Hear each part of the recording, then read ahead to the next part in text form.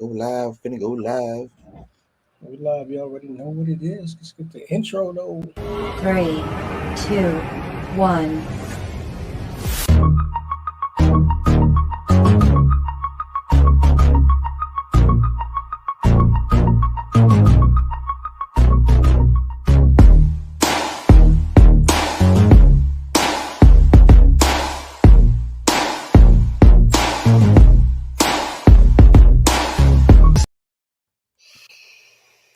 You already know we here. Yeet. I'm here.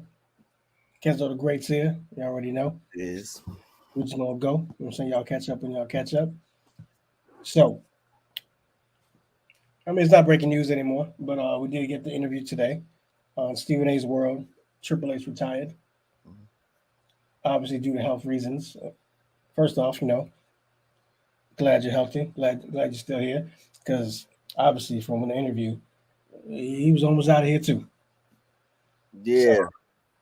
that I, shit's done. I think before we get even into Impact and him retiring, because we could talk about how we didn't get the match we thought. We could talk about all that, but think about this interview. I didn't watch the whole thing, but you did send the clip, and think about it when he said he was on the defibrillator. I was like, because we knew it was bad, because he stepped away. It seemed really bad, and he really didn't say anything. Like really just clarified, updated us on his health basically twice. Like it was all the stuff going on in the wrestling world, people getting hurt, people dying, and this is guy's, guy who's always commentating on stuff. He really, plugged up and connected and all that, and man, not saying nothing on Twitter, no interviews, nothing. Remember, because I said that. I said he ain't said nothing about Scott Hall for a while. Yeah, so yeah, and I'm like, yeah, he got to be in a real bad way. He not because in the Scar Hall pretty recent, and we getting this interview now. But I'm saying like even for a while, we were saying like, he's not saying nothing on nothing, like so. This makes sense. So his health is a little worse than we thought initially, because everyone's like, okay, he in the clear because they say he out the hospital, but they ain't say all this that he was telling in this interview. So I think that's a big difference. So glad, yeah, he healthy, livelihood and all that. You can't wrestle, but he ain't been in the ring for a while anyway. So Yeah, well, you not, know how long it's been? well, technically he did wrestle one time during the pandemic. Who was that against? Randy Orton. Okay. But it wasn't no real serious nothing. I think they actually dropped the ball with that, because they were telling the Legend Killer story still. That could have been pretty decent. Yeah. I'm listening. I'm just trying to tweet this out so people can jump on. So, just take the lead real quick. Now you go ahead. But yeah, so we also noticed he wasn't saying nothing about that new NXT, which we thought like, damn, Triple H, come defend your baby, because it's not looking good out here in these streets. I got strong opinions on NXT. It was one of the things I when I wasn't really watching wrestling, I was still watching the Black and Gold, because I had friends who had the subscription. And 14, 15, 16, that was some hot NXT stuff. And then I was still watching it, when I got back into wrestling around 2020 after that. And it was like, there's still some good on this stuff. Okay, you could dabble. And then you had the Wednesday Night Wars or whatever it was. That had its nights. NXT got a couple wins in there, depending on who you ask. They had a couple wins. You don't got a front. But then it's like, okay, this new stuff came around, and Triple H ain't saying nothing. And this don't look Triple H. This ain't got that Triple H touch on it. What's going on? So again, kind of happy we had this official interview to clarify, because some gaps in the information. We didn't know what was happening clearly. Because Yeah, like you said, my man is on a defibrillator. Like, yeah, that is serious. yeah, They said, like, he said, actually, when he was about to go in the operating room, like, he was on 12%. Like, you guys know what it is when your phone is on 12%. Like, imagine your lungs. crazy. Imagine your life. And then, like, I felt it when he was talking about his daughters, because I was saying I have daughters. When he was talking about, like, when they put him under, like, he was one, like, is this it? Like, am I gonna come back? And that's some scary shit. Yeah, I'm sure it was. Like, oof, that's heavy. Yeah, definitely. So obviously, if you ain't know already, like, we definitely gonna miss Triple H. Like, we can talk all the shit we want to talk about him in previous matches and storylines and the Golden Shovel and shit like that. We'll get to all that in a little bit. But obviously, there's no denying the man is a genius. At least for me. I mean, I'm speaking for me. Kenny gonna give his thoughts, obviously, but I think the man's a genius. Obviously, he's brought people up as much as he's supposedly brought people down. Like him and Flair obviously brought Randy up, brought Batista up, or we wouldn't have had that. So obviously the whole NXT brand that we talked about, he obviously brought mad people up from that. Like brought some stars that you might not have known. So it's a big loss. Like selfishly, I do wish we would have got that last match, like a retirement joint, like everyone usually gets. But he said himself, he's got a defibrillator. Like I don't think it's even possible if he is somewhat healthy later that he could do that. Well, for sure, I think he's had a heavy impact on the game. You can't say he hasn't. You got Reign of Terror. You had the Click. You had this man has been involved in wrestling for so long. You had the Evolution, then you had the Authority. This man been around for a long time. He's been part of a lot of the top stories in WWE. And then you have the Wednesday Night Wars, like I said earlier, which he was very heavily involved in. So he's had his impact on the game. But you said something. I think that should be the first thing we jump off on. Since he didn't get a retirement match, who do you think should have been his retirement match? We talking about like young, or like just anybody? Like you want like him to have like passed the torch to somebody, or I just don't like know if it's pass the torch because it could be pass the torch if you wanted to be. It could be Sean retiring Rick. It could be. There's multiple ways we could go about this. However way you think would have been the best match, you go ahead. woo, I might need a second. I can't just throw it out there like boom, him. I feel like So let me see because I thought about it a little bit when we. Hey, and y'all in the chat too. If y'all watching, who do Yeah. you think Triple H's last match should have been against? But yeah, go ahead. So I went about this a couple different ways. So I thought about Austin Theory because that's one of the up and comers. He's supposed to be passing the torch per se, but I didn't think those two are directly linked enough for that to really be too good of a storyline. And Randy Orton's still around. Randy Orton can retire Triple H, and I think that'd be my way to go. That might have been a good one. Yeah, see, Young Pop already said Randy. Same thing I was saying. If Randy could have been the one to retirement for sure. So, yeah. Like once you said Randy, it doesn't make sense because obviously Randy helped bring him up. I'm not gonna use that one though, since you said it though. don't say Sean. I know you think about it. No, Sean's done. Sean's done. He ain't coming out of retirement again. No, Sean's done. He can't. But no, keep on elaborating on Randy. Let me think. But yeah, between Randy being one of the biggest heels in the business, arguably of all time, that's some people's opinion. I think Randy one of the biggest heels because I watched him basically 20 years. When I started watching wrestling, Randy was coming up. You got that. You got, again, there was an evolution together. And that was the whole idea of evolution, to bring Randy and Batista up through Ric Flair and give Ric Flair some of his pizzazz back, because they do mention that a lot, all thanks to Triple H. So that's a big deal. I got it. It's clean. I got a couple. Okay, go ahead.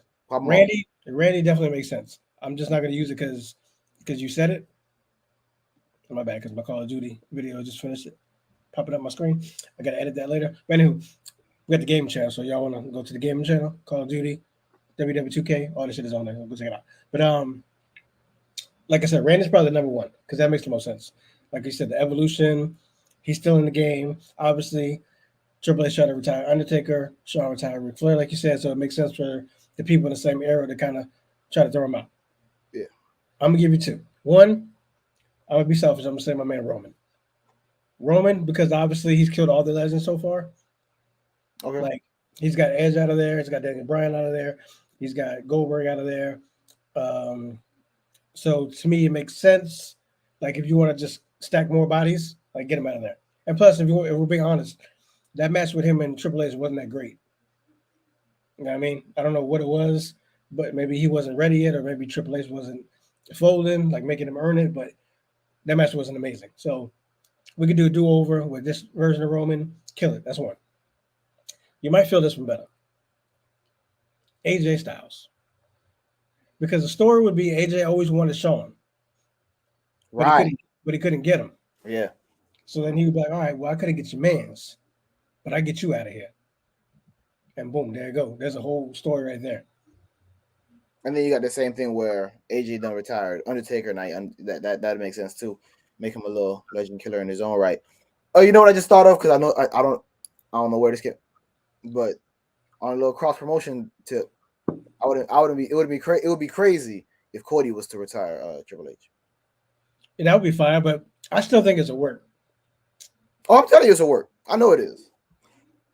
You know what's crazy is when if it finally comes, this is about Triple H, but if it finally does come out and Cody does end up back in AEW and does work, all those bloggers that were going so hard And it talk was about, oh yeah, reports show that he'll be back for this, he'll be back for that, he's showing up for this. y'all remember that we told y'all it was a work, so y'all make sure y'all come get y'all Yeah, news here because we yeah, credible. make sure. Just because we don't get the news first, don't mean we ain't right. It just means we paying attention and we ain't gonna put out no bad shit. Facts. And if we don't even know if it's true, we let you know like this is what we think. Might not be true, but this is what we think. So, but yeah, those bloggers are gonna feel it if it don't end up that way. But yeah, so Cody would be cool, obviously, because they had the whole thing about he tried to. They say he tried to play Triple H, but I think it was more of showing respect to him when he broke the chair because Yeah, they're both into the theatrics. So yeah. I can see Triple H being, oh, okay, I see you. Like I didn't take it as slight. Like I took it as homage. I feel that. Yeah, I mean, yeah. I mean, I didn't take it as anything. I mean, again, early days, both companies was taking shots, and I actually just enjoyed the shots being taken. I didn't care. I don't think any of them crossed the line. Nothing was crazy. So it's like, yeah, back and forth. That's what this competition. At least at the time, it felt like it was. Now it's just watching two different things. Yeah. If y'all join the chat late, you know what I'm saying? Make sure you hit that subscribe, stay a while. But let us know who you think that retirement match should have been with Triple H if we would have had one. We could jump back on that, if we get a nice comment. But I think another thing we could ask about Triple H because we know we can't ask how big was his impact because we know it was huge. We done seen everything he did for the game. Which version of Triple H was your favorite? Was it the game, cerebral assassin, all that? And then you got the Reign of Terror.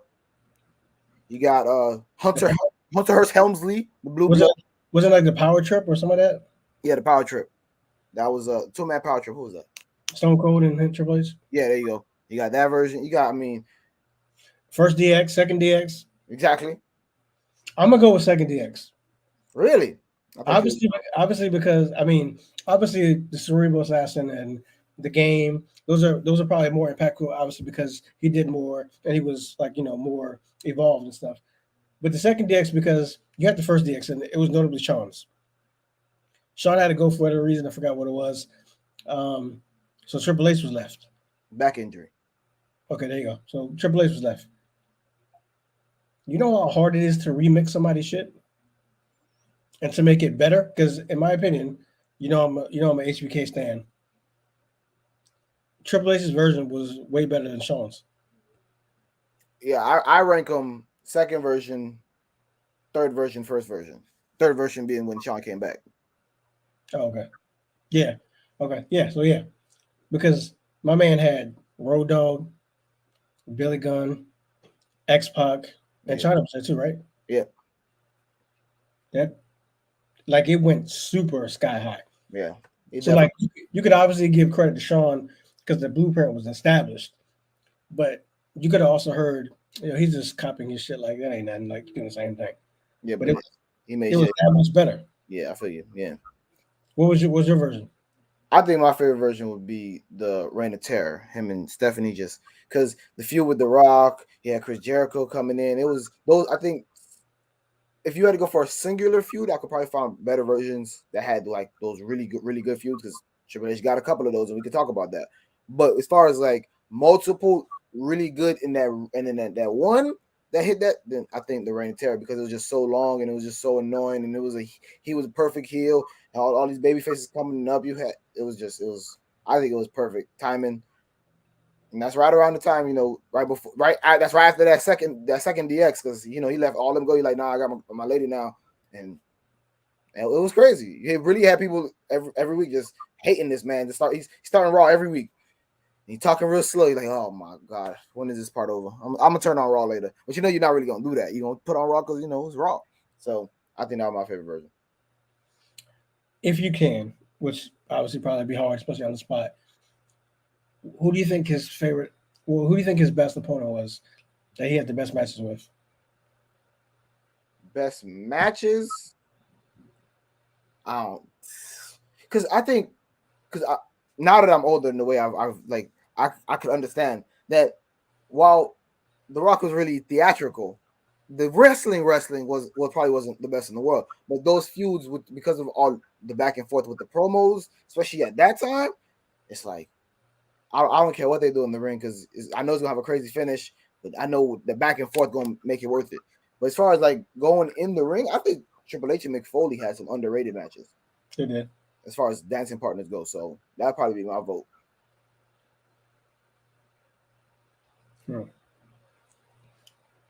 I think I'm gonna have to go with Sean. That's not a bad shout. Because when Sean came back and his back was finally fixed, and they didn't know if he can go. I mean, obviously it's a credit to Sean too, because he's just that guy. But you still have to trust somebody. No facts. And he was getting slammed on the chair. So he was that first pay-per-view, I forgot what it was. Was that one of the Bad Bloods? It might have been. Yeah, I think so. I remember rewatching it, and I was like, yo, they have not holding back on Sean's back, bro. They was fighting in jeans, boots, yes, and tank top. Bro. Like in street clothes, man. Yeah. I think Sean, but it's a lot to say because they had chemistry. Yeah. With friends. Obviously, Sean could work with anybody. But I do agree with you about Rock. Like, I think that was his best like arch rival. Because they did have their promos were fire. Yeah. They were at the top of their game at the time. For sure. Babyface, and best heel in the game at the time. So, yeah. What do you think his worst opponent was? His worst? Because I know I'll rip. I'd have to think about it, but if someone asked me that, and I had 3 beers and right on the spot, got to answer it now, answer probably be I don't think Triple H and Undertaker had great matches. Oh, you bugging? The end of an era one I thought was fire. Yeah, that's one in how many though? Okay. Mine is Scott Steiner. I mean, that was horrible. Oh yeah, it was bad. Man's had arm wrestling competition, push-ups, and then the match was just horrible. Yeah. I can't even. I mean, I can't even defend Big Papa Pump like I usually do. But Triple H a Grand Slam champion? He isn't, right? Huh? Triple H isn't a Grand Slam champion, is he? Isn't. What is he missing? No, he got to be. Let me check it out while you take us to the next topic. It was definitely a tag. It was definitely an Intercontinental. He was definitely heavyweight. So all he needs is any one of the other ones, and I'm pretty sure he's got him. How's he not? The Miz is a 2-time Grand Slam champion. There's no way. Yeah, he is. Okay. Yeah, he is. Or at least it says he is, unless I'm looking at the wrong thing. Yeah, Miz, we definitely have a second on Miz, especially after watching that episode. We definitely gotta do a joint on him. Oh yeah, I'm down for that. I mean, I already had love for Miz, but even more love after that episode. I think we could do a review on each one of them. I just gotta watch them all, but I'll get through that. NXT, the Impact. NXT. First of all, it added another boost to the TV programming of wrestling because it was on the network. The network was probably one of the better things on the network because there's a lot of fluff pieces on there, which I think Evil is a little bit of. As I start this Hulk Hogan episode, it's a little bit of fluff. I mean, WWE always do that. I thought it'd be a little bit less because this is a Peacock original, not a WWE original. But we'll see how that relationship continues to grow. I'm not too sure about it, and I haven't finished the season, so I can't speak too much on it either. But if you was one of those people who had a network from the OG, whether you had a pass or somebody else, whatever, you had just had access to it, you knew that there was a lot of fluff on there. Like basically any of the WCW documentaries were just to make WWE have another chance to just shoot him while he's still dead, basically. Like he already did. So that's kind of what I'm expecting from these, but that's neither here nor there. NXT was not one of those things on the network. It was hard-hitting, technical wrestling with not the best of stories because the stories weren't the most nuanced or anything like that, but that was not the goal. It was to get these people in the ring used to being on TV. So all that. I feel like that was their indie. Yeah, it was. It was. That was the idea. It was to get them ready for the how we do things. Get ready for the TV here, because they were on either they were on the Indies and they did it like this, or they're just an athlete who's just coming into wrestling. They have no experience whatsoever. So let's get them on NXT. Let's build them up and let's send them off. And we know over time that didn't work out how it's supposed to work out because a lot of people start getting called up and they have to change the character, this, that, and the third. But if we talk about just NXT for what NXT was for a lot of the time, it did its job. So Yeah, because I wasn't checking for it until after after people, people, and it was fire. And then obviously you can see because there's two different ones now, and I'm not checking for NXT 2.0. Although it does have Nikita Lyons on it, so we might hopefully we get you on the show one day. But I mean, I guess the thirst trap been doing his job because it's getting you to think about watching still. So, well, she's getting me to watch it, but well, they put it on there for a reason. So you know what it is. these guys had a makeout session. It would never happen in Triple H's NXT. Yeah, it was. It's different down there. I'll tell you that. Yeah, man. I'm upset we're not gonna get that retirement match. Yeah, I think that's a real shame. But So they said that he was originally gonna do something for WrestleMania. You think it was gonna have to do with Austin Theory? I mean, Because Austin Theory is McMahon's guy. yeah, I think it would have been Austin Theory. That's why I mentioned it earlier. That's their passing of the torch. But I don't really see Austin Theory being any version of Triple H that we've ever seen. I don't see there's any crossover there whatsoever. I don't know if that would have been a good idea, and now it's been taken out of their hands anyway.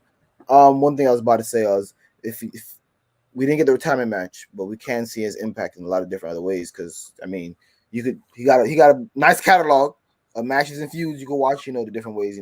Network, Peacock, YouTube, compilations. And if that's not good enough for you, go back to OG NXT, or that's still his legacy too. You got a lot to do with a lot of that. So I mean, we still got a lot of things to be like, yeah, big up. His stamp on the game ain't going anywhere. I think that's why he's, he don't play the game. He is the game. So obviously we don't wish death on anybody, but let's just play advocate. Vince is gone. Khan has the reins. You think Triple H is gonna be somewhat a part of this, or you think that's it? It's done. I don't know. Because Stephen A. Smith, John, he makes it like they're trying to make it last for generations and generations. Yeah, but that could be company PR talk, and that sounds nice for investors when it sounds everything's cool in the family of the head. But at the same time, it's like, again, since he got sick, we don't hear a lot of what's going in the background. But people was taking his job. Like they hired back what's Laurinaitis to give him the job back. That's not Triple H's job anymore. And they got Khan up here doing all type of stuff. He the president. He looked like the heir apparent. That was supposed to be Triple H's thing. NXT, you got Bruce down there working and Vince involved. That was supposed to be Triple H's thing. He did lost 3 jobs and then got sick. Maybe they know better than us and they're starting to try to take stuff off his hand because they noticed he was getting sick. That's also a possibility that no one's talking about because we like to act like these guys ain't human because they could be assholes a lot of the time. But they talk about being a family. Maybe they're like, damn, you got too much on your plate. It's stressing you out. Let's take this off your plate to the point where he ain't got nothing to do now, but they can always give him back one or two of those things if they think that's what's appropriate. But I don't know because of the way it unfolded with him getting sick. We just didn't get no news, no nothing, and the WWE power train keep moving, so it wasn't gonna wait for him. So if he want to get back on, I'm sure he could. But I know they don't think they need. Gut feeling. Vince is gone. What happens? If Vince is gone, I think Nick Khan could work with Triple H. I think it's possible. I think we can make it work. Crazy. The game is going. So, our era is over. Oh, yeah. Everything from what I grew up. I mean, yeah, everything. Like, who's legitimately left that was in our era? Randy? Yeah, Randy, that's it. Could you say AJ? AJ was about our age, right? I mean, yeah, because AJ was coming out while I was still, like, real young. He wasn't the star he became yet, but he was still, WWE-wise, it would just be Randy and Edge, probably, right? Yeah, but Edge is definitely a part-timer. I mean, if we're going to go, if you want to go on the end of it, if we give an edge credit, Brock Lesnar was popping around the same time Randy Orton started getting popping, and Brock's still around, but because he left for such a long time, we don't consider him like we consider Randy. Well, supposedly Triple H is acting like he's about to be real hands on with Jjthebison. Now, let's see how that go. I mean, I really hope. I mean, I know they're probably gonna follow the Kurt Angle blueprint, but I really hope they don't Kurt Angle it too much, because it's like, I would rather. Well, he said Gable himself said he wants to go the Roman Reigns route. oh, I didn't hear that. He said he wants to start off as a good guy and end up as a bad guy. I mean, that's not exactly how I would describe the Roman Reigns route, but I mean, if that's what you want to do. I mean, being babyface is supposed to be harder than being. I would rather see him as a Brock, not a Kurt. Although I do miss technical wrestling in WWE because I used to love not Triple H, Chris Benoit, Eddie, Kurt. Like I used to love those matches.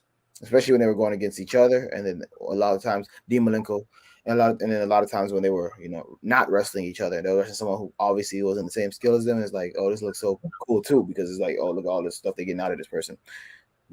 So I don't know. I think if he wants it, he has a bright future. I mean, he got the right background and he's a fan, so hopefully that's a nice project. We keep saying how they don't build stars. Well, you don't even gotta build this one too much. Just book them.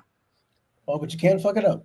Oh, of course you can, but you gotta be actively trying to, basically. But we're not trying to do WWE hate today.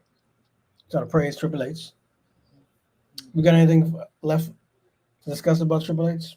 No, I think that we've covered everything. If the people tell us if we forgot anything when they watch it back and they comment, and we get we can just start getting that popping in the next episode. We didn't start like looking at feedback from past episodes and shit, and use them moving forward. Because sometimes we just miss stuff because you know how it be when we going. Definitely going to review those Evil episodes, at least a couple of them. The Miz, Terry is a good one, I guess. Yeah, we could come back for some of those. We could discuss which ones, but yeah, I'm getting through. I'm not gonna lie to you, Terry was a good one, but it was exactly what I thought he was, and I'll say that later. But that was good. Miz was good. Roman was good. Sasha was good. I'm about to kill today, so yeah, but you'll see it. But yeah, we just want to say, Triple H, we're gonna miss that. The game. I hate to say the game is over. I mean,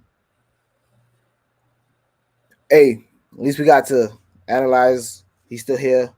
He still got an impact on the game. It's not like, he was taking it from us suddenly, like what could have happened. So they did that. We're trying to get him in his roses before it's too late. Fact. We couldn't do it in Scott Hall, so again, rest in peace, Scott Hall. Rest in peace. But trying to give roses to people while they're still here. So, Triple H, thank you for helping me be a fan. Appreciate you. Hope you still stay behind the scenes and get the WWE popping again, because we need it. MJF to Impact. I do believe he's going to